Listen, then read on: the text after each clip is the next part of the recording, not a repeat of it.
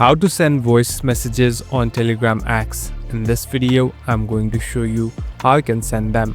First of all, open the application. So basically this is the chat feed. Here, all the people and the contacts that you have added will pop up here.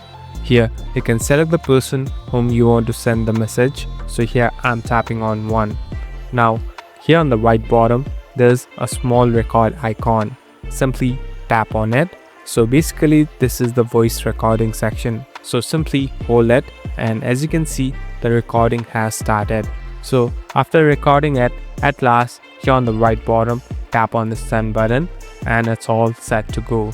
So the voice message has been sent. Thank you for watching this video. I hope this video will help you.